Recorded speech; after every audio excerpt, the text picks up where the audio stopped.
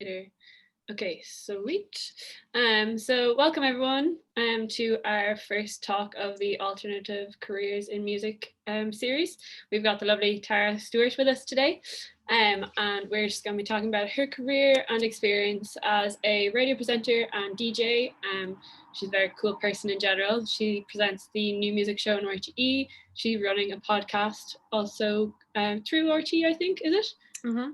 Called Dirty Laundry, all about sustainable fashion, which is very interesting. And also is a DJ, having supported even Cher in the Three Arena, which is insane.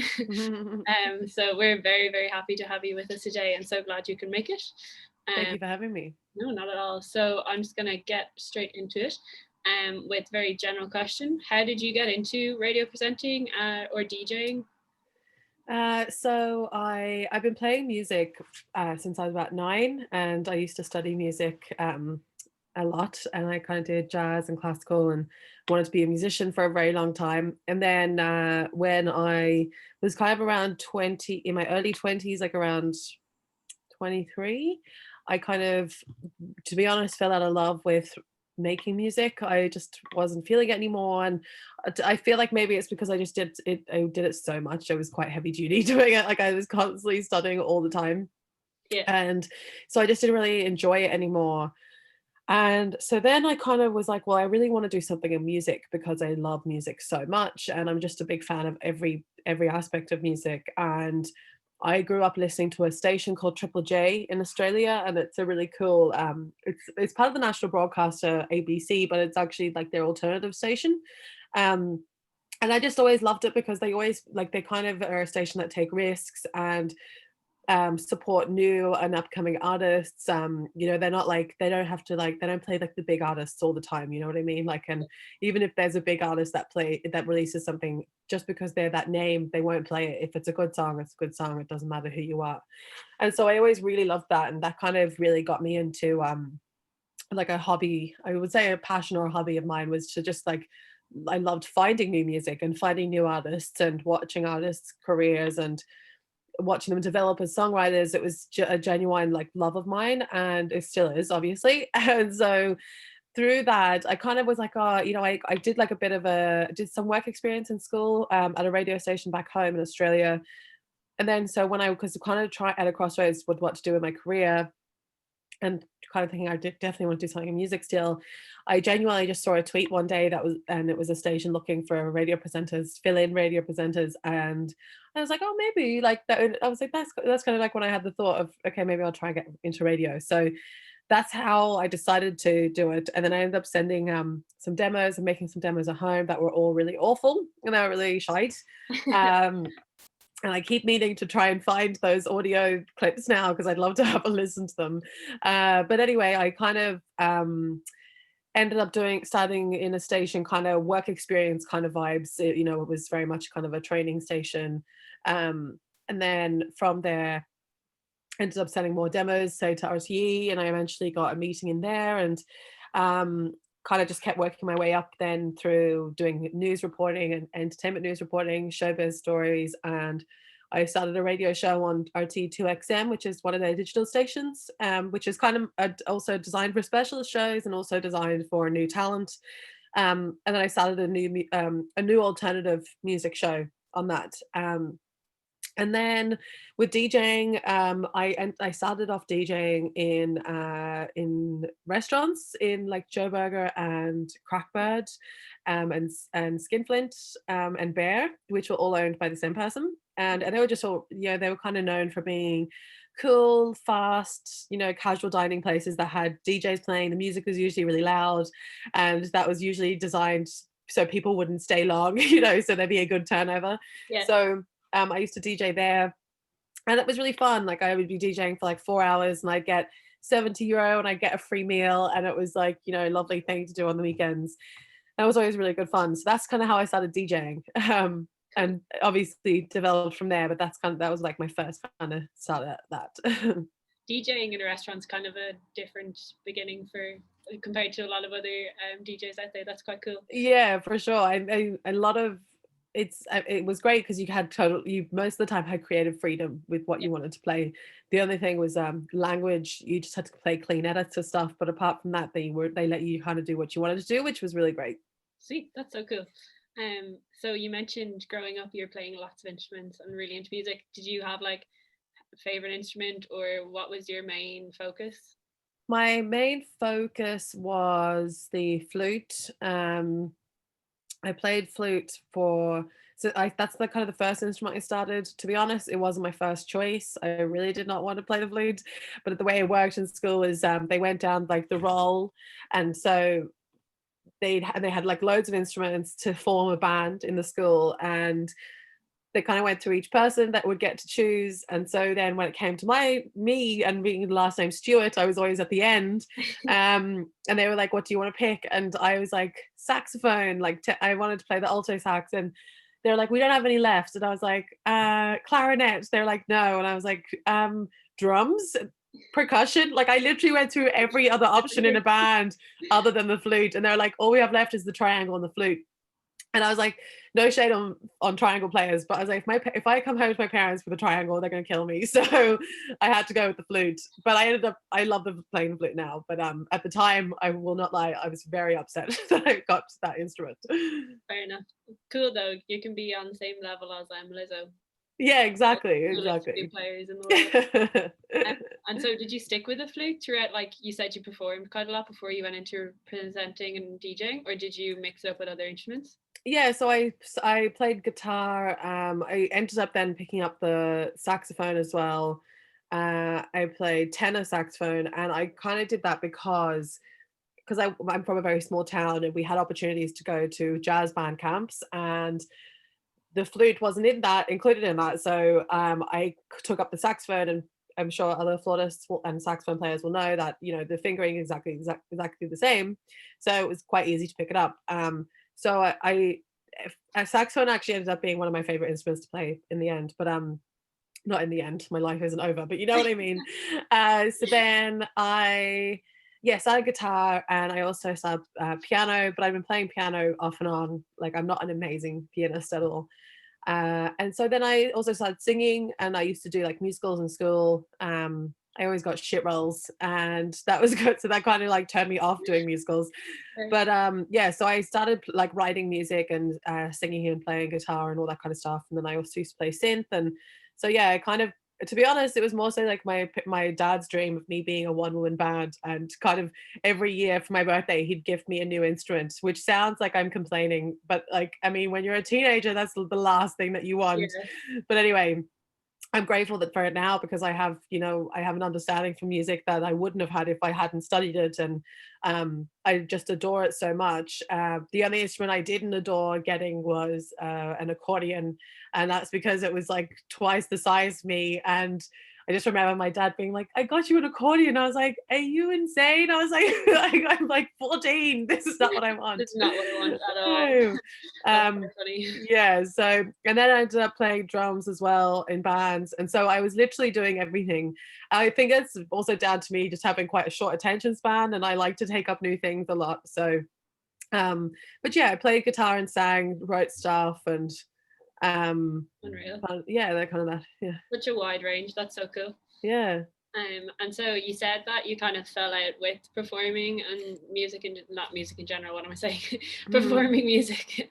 Do you like, why was that, or were there like major factors that kind of made you want to finish it?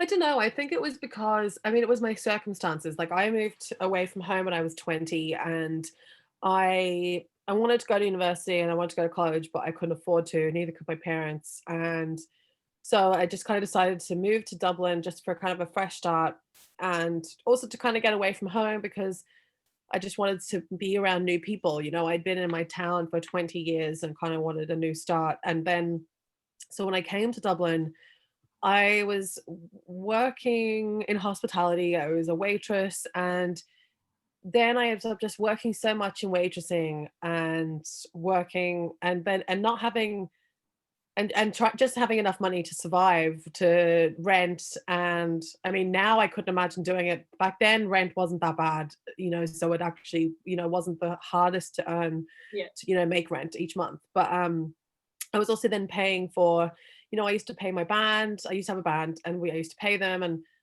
I also used to pay for like rehearsal time, rehearsal studio, recording, all that kind of stuff.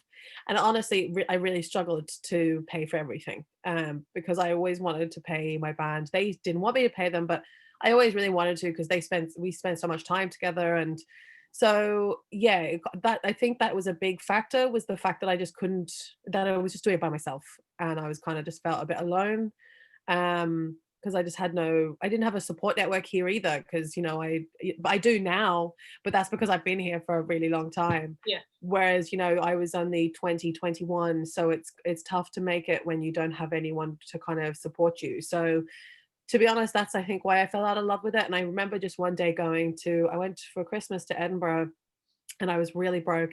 But I went because my school friend and his family were going there, and I was either going to spend Christmas by myself, or I could just take a quick flight to Edinburgh and spend it with them. And they were offering me a free hotel room and stuff, and I was like, amazing, I'll just go there. And I just remember sitting at the dining table, and like my friend's mom, who I love, she just was like, "So you still at the music?" And like, it's not like I was, I'm not like 80 years old. I was only like 22, and I was like, yeah, I am. And that was just the moment where I didn't actually even enjoy talking about it. And I was actually more so 23, 24 at this stage. And yeah, I think that was kind of why I fell out of love with it, and sometimes I regret kind of not keeping up. Like I still play the odd stuff here at home just for fun for myself. But to be honest, I think I enjoy that more now, because it's not like I have to try and do something. But it was between trying to earn and trying to survive, trying to pay for everything, and also having absolutely no time to write. I couldn't write music. It was really, really hard to kind of keep on top of everything. I think it's hard for creatives and musicians to be creative when they have to also just deal with general life, which I know everyone has to, but creative, you can't just clock in and out of that kind of stuff. It comes at times when you least expect it. So Yeah, that's very fair. Especially when the government are telling you to mix your trade up a little bit and stuff like that. exactly. So do you think there are like many skills you learned in that experience of performing and like running your band and just learning those different instruments and like experiences in general that have then contributed to your career as a presenter or a DJ that Hmm. like you didn't expect, but they really help you or like you can rely on Yeah, and stuff? for sure. It's made me, I know how rhythm works and bars, and that really helps with looping and cueing and DJing. So I definitely have an advantage when it comes to DJing, because I already know. It's not like you have to read music with DJing, but I don't know, it's like I don't know how to explain it, but The rhythm is so essential. yeah, the Yeah, rhythm. yeah, Yeah, exactly. And the rhythm, and knowing like knowing when there's going to be a middle eight, and knowing that it's going to work to start a song during that part, and kind of knowing when to like mix tracks, and knowing exactly when is the right time, like that definitely yeah, that knowing the structure of a song definitely helps, because you kind of need to know the structure of a song when you're DJing, especially if you want to be mixing and all that kind of stuff.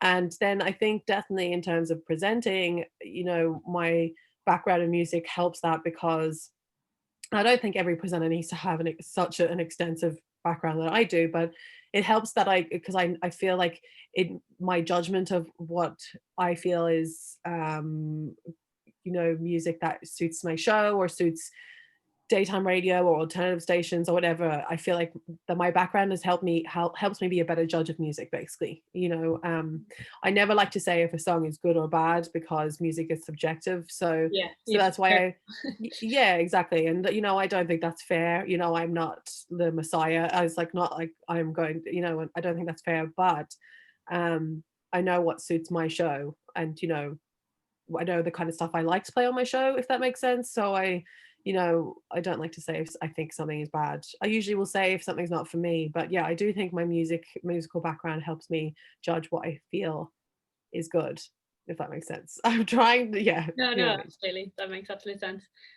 So moving on to the pandemic and lockdown and stuff, how did you keep your career going during lockdown? Like how did it like restructure when you were stuck at home, basically? Well, I have no DJing career, unfortunately. So Fair. that I haven't been able to restructure. Sorry. No, don't be sorry. Like it's fine. I'm just being honest. Yeah, That's kind of yeah, it sucks. I don't know really how to go around that. But I did I've made mixes. Yeah, I've been making mixes at home. I did upload a couple of mixes online. Like that was kind of a way I did get around it. I was supposed to have a couple of like virtual gigs, but then they kind of didn't happen, and I was and that was just kind of, I don't even know why they didn't happen. But anyway, I did do one virtual gig for a brand that went on to YouTube, and I did another virtual event. But so that was good, but that was literally just a couple of things. And so yeah, it definitely does suck because I was DJing sometimes 3 to 4, 5 times a week, yeah, especially during the summer and Christmas time. And last year was the busiest I've ever been in my life, and I was definitely expecting this year to be twice that. And yeah, so it's, yeah, it's weird, but I'm very grateful that I still have my radio show. So I had to do some of my shows from home, and I had to pre-record a lot of shows and stuff. So, but that was easy, that was fine. So that's kind of how I restructured it. But with radio, it's kind of handy because I work by myself in radio. I don't have a team, so I go straight into studio, yeah, everything. and I do everything at home. I prep everything at home first, and then I go in. I used to go in like 4 hours before the show and sit in the office, but for no reason. I just like to be over prepared. But now I just do my stuff from home, which I kind of prefer because I don't know. I'm kind of gotten used to being at home now. I'm not used to having so much downtime. Funnily enough, I don't have like during the last lockdown. That was when I had so much downtime, and I kind of just, I don't know, I was trying to be creative and cook and do little things to kind of keep the mind going. But yeah, I don't know. I hope gigging comes back one Yeah, day. It's fingers depressing. crossed. Even if we have to go out in bubbles or something like. I know exactly. I don't mind being in a bubble. So then moving away from just like work and everything, how do you think music helped you throughout lockdown, or was music really important for you with all those experiences? Yeah, for sure. I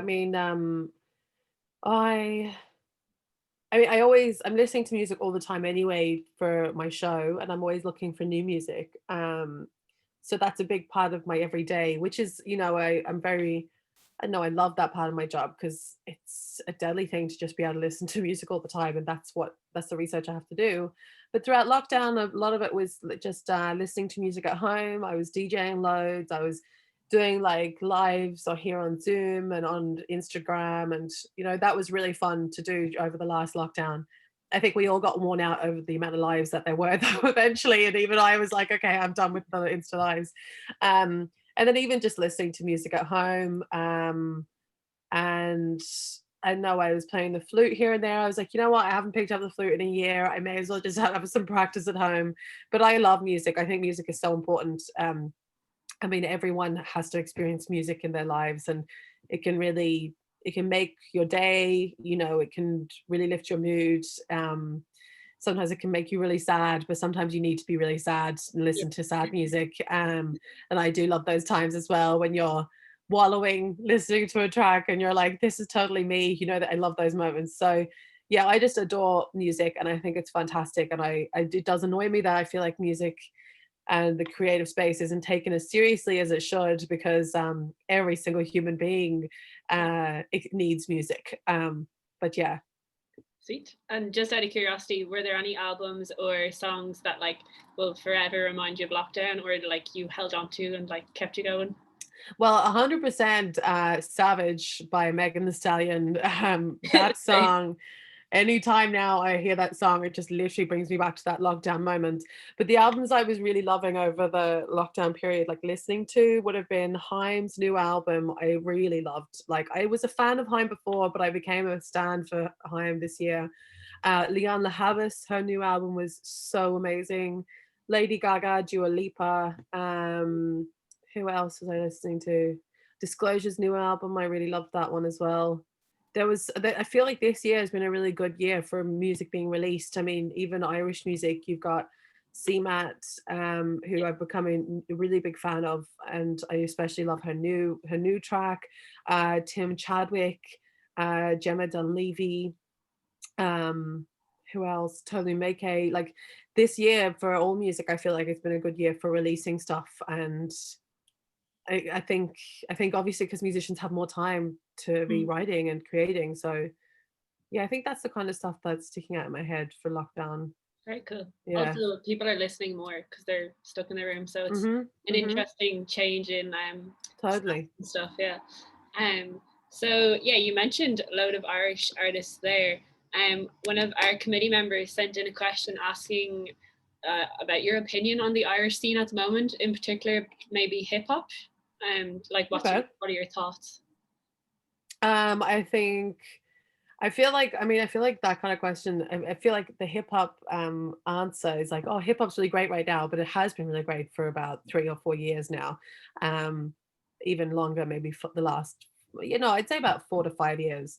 Yeah, I think it's getting better and better. I love the hip hop scene here in Ireland, and I don't know, there seems to be a lot of people, like everyone's friends with each other in the music industry and the music scene, which I really love. I would love to see more female rappers. That we've only got a couple. We've got Denise Chyla, Celavine Mai, I can name off the top of my head. And then another actually new rapper called Dana from Belfast. But I'd love to see more. And I know for a fact that if there were more female rappers coming out, they'd be welcomed with open arms. So I'd really, really love to see more of that for sure. But I do think the scene is really good, in my opinion. sweet, yeah. The documentary Origins that came out during lockdown as well was really interesting. It was, yeah. I mean, I feel like the scene, the scene. I feel like more people are becoming more open to listening to Irish hip hop. I Mm, know this was a thing back home in Australia that even that people didn't like listening to Australian rap or hip hop, and it's because of the accent. yeah, But I think once people move past that, and I think it can be, I don't know, I don't like when people complain about people's accents. I think it's really, I don't know, it can be really patronizing, and can be classist at times. And I hate that kind of take sometimes on things. And so I think if people just had more of an open mind when, not even an open mind, but you know what I mean, yeah, yeah, when listening to music. And I do think there's not really too much of it. There used to be a really big stigma, I think, on Irish hip hop and Irish rap and on the accent, that some people might have had.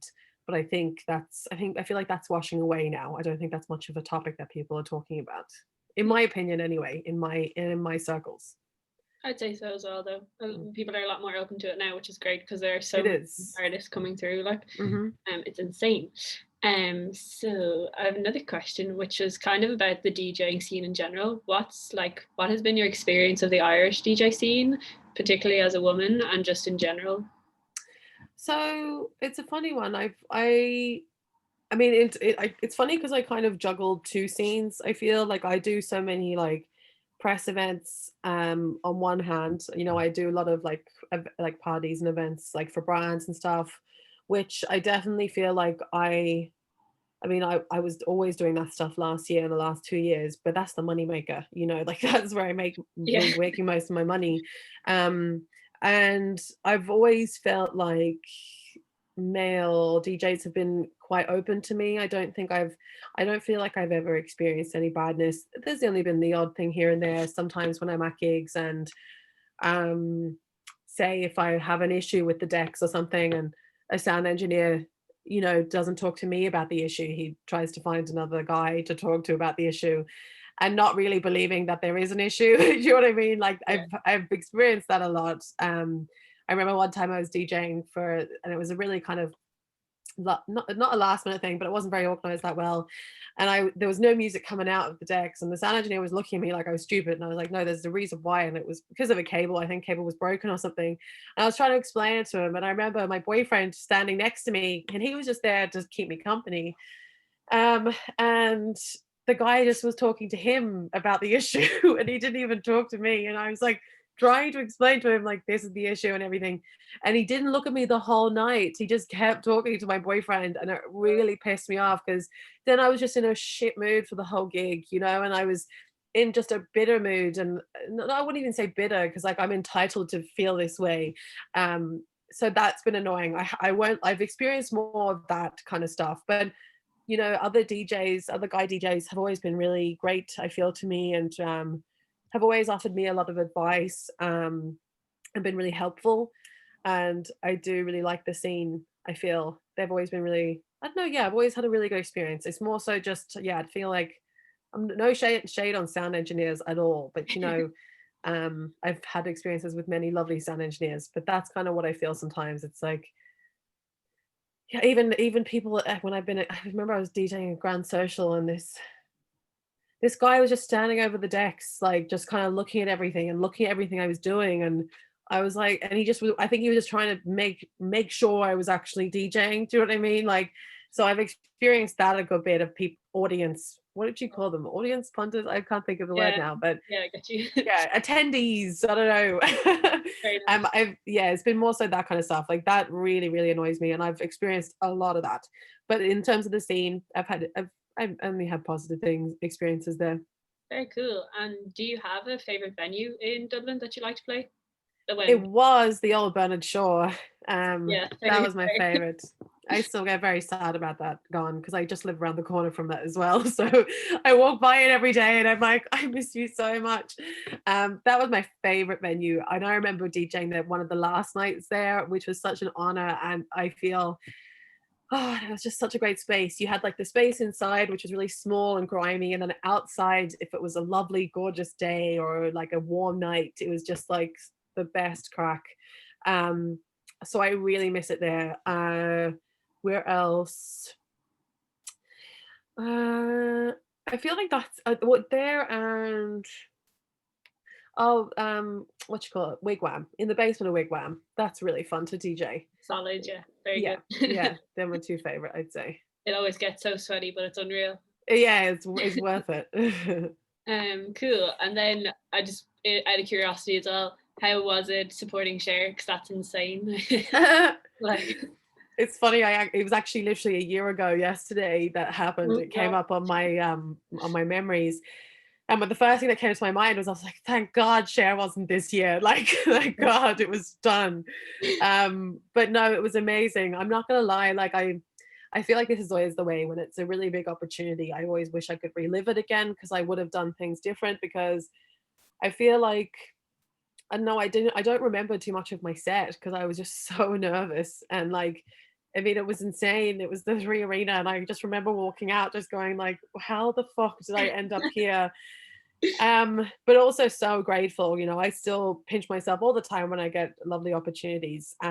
But it was really fab. Like I have to say, it was definitely a moment that I will always cherish. And yeah, it was just mad. I don't know. It was a really mad like situation that, and the whole night I did have an amazing time because I just was on cloud nine at the time. So yeah, very grateful for that moment. Yeah. And she was amazing. She was really nice. I was determined. I wasn't allowed to meet her. I was told by like the Irish team, they were like, no, there's no way. And I was like, it has to happen. I was like, I don't care. Even if I get kicked out of the Three Arena, I have to meet her. I was like, even all my friends were like, you're gonna meet her. And I was like, I have to. I can't not have a photograph with Cher. So I ended up one of her stage managers, he was looking after me on the day. And then I just eventually was like, listen, is there any chance? And he was like, I'll have to see what I can do. And so I was just waiting for hours and hours whilst getting ready. And then I was doing two sets as well. I did one and then came off stage and then back on again. So, and there was just a lot of waiting and kind of looking around to kind of see if there was a moment. And then eventually they were like, okay, we will take you up to her now. And so I went up and met her. And I had two of my best friends with me.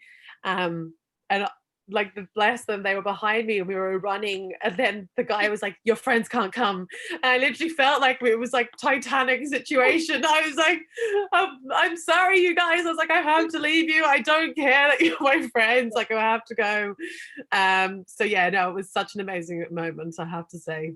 That's so cool that you got to meet her as well. I know, right? Unreal. I have two questions left. Cool. So first of all, do you have any tips or advice for young people looking to get into radio presenting or DJing? Just any general advice. with So I them? would say like figure out what kind of DJ you want to be, what kind of radio presenter you want to be. Do you want to be talk or music? And if it's music, what kind of music do you want to do? That was a question I struggled to answer when I first got into it. I kind of needed to try a few different things.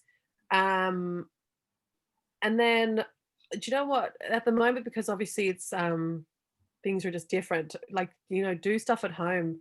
I used to record stuff in my wardrobe, not this one, but my wardrobe, and have like a bed sheet over me or a duvet over me. And I used to record like BBC News demos and like all that kind of stuff. And I'd even listen to adverts on the radio and mimic those adverts, to kind of try new ways of presenting or whatever. And so do a lot of that kind of stuff. And then, I mean, send your, do a demo. And if you're really proud of that demo and you really think it's absolutely amazing, don't be afraid to send it in to like the program directors or music directors of radio stations that you really enjoy listening to.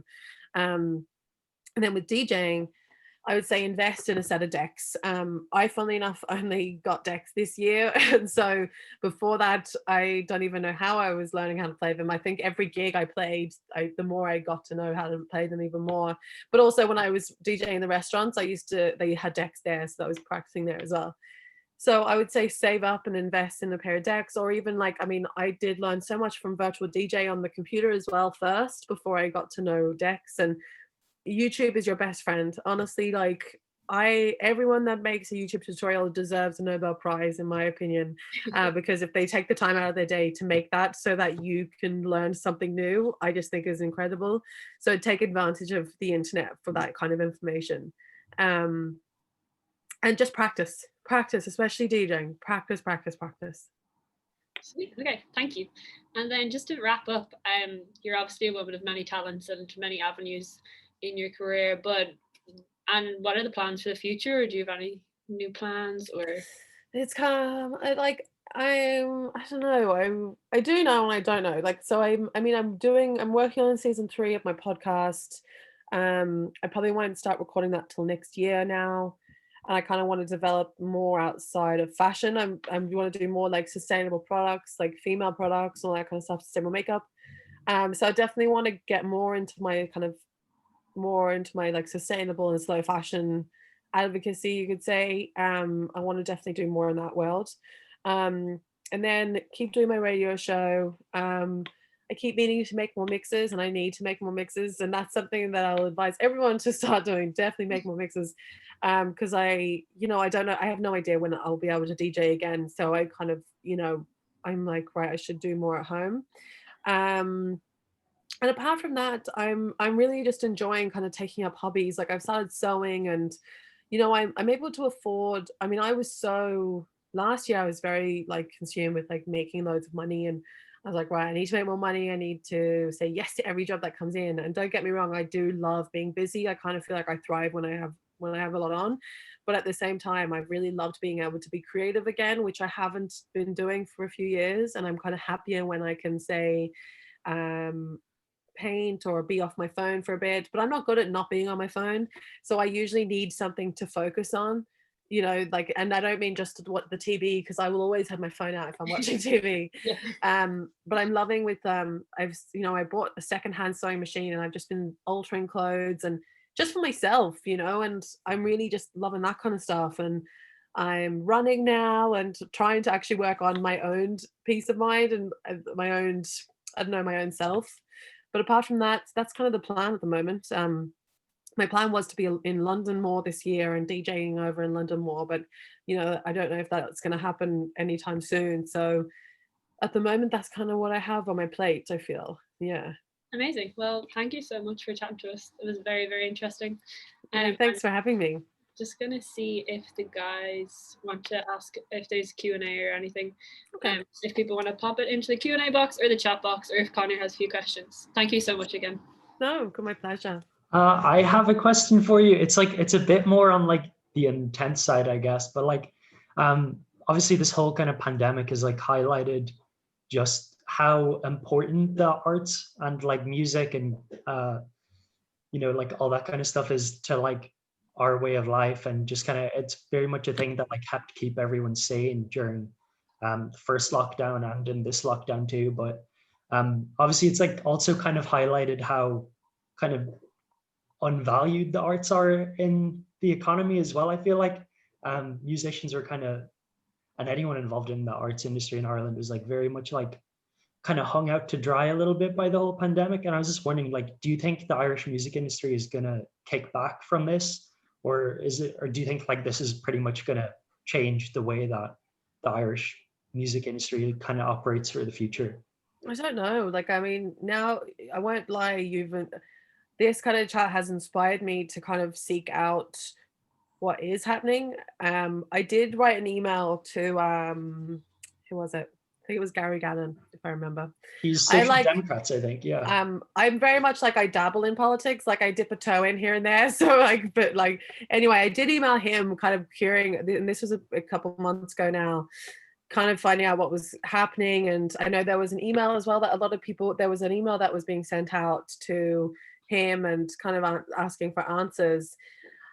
And I just don't know. I mean, I really hope, I don't know, I feel like it needs to be a bit more united, because at the moment there's like little initiatives happening here and there. For example, there was, you know, the fundraising for the people behind the scenes, you know, there was the engineers and lighting, there was, you know, The show fundraising must happening for go that. on, wasn't it? Yeah. Exactly. And so it's just and like there's obviously, I mean, you've got things like, you know, what they're doing grants now that you need to, but it's with Facebook, you know, and you need to make something, you might get some money from Facebook and that kind of stuff. And Yeah. and that kind of thing. I don't know, I'm finding it, I feel like there needs to be more education for musicians out there on how they can actually benefit from these incentives, because For sure. say it's like there's a grant and it's like, okay, but how do you get that grant? And then it's, you know, they might say, right, you need to just fill out an application, but then there's a particular way to fill out that application, you know, and there's things that will be work in your favor. And I definitely think there needs to be a system or something to help people actually be able to get these grants. And instead of hearing, oh, there's going to be a bigger budget for this, it's like, okay, but how do I benefit from that? How, and I don't know, maybe there needs to be a collective or a website, and maybe there is one and I've missed out on it. But I don't know, I hope that the industry will maybe get behind it more. It's just kind of hard at the moment. I just feel like every industry is being left out to hang and dry. And well, in terms, well, not every industry, but musicians and artists and creatives, and also, you know, hospitality. And I feel really awful for them as well, and music venues. Speaking of which, I did vaguely see something on Twitter yesterday. The grants have been given. Yeah. That new by the government, the like 50 million or 5 million. But there was also stimulus package, or yeah, I think it was something like that. There was also something. One second. Seeing as we're here now, just gonna look on Twitter. Meanwhile, the only Q&A we've had is, will Tara adopt me? So I can't even afford to feed myself. I can't afford to feed another child. From anonymous attendee. It's like Ask FM or something in here. Okay, so yeah, so the Live Venue Collective.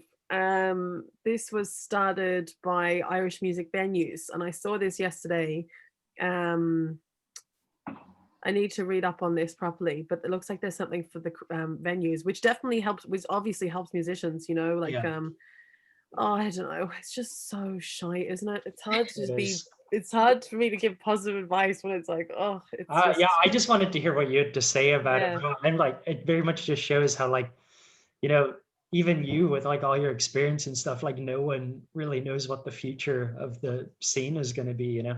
Yeah, it's so hard to know, because I mean, I genuinely do think it is a good time for people to release music right now, because people are listening to music, they're watching videos, they're consuming it.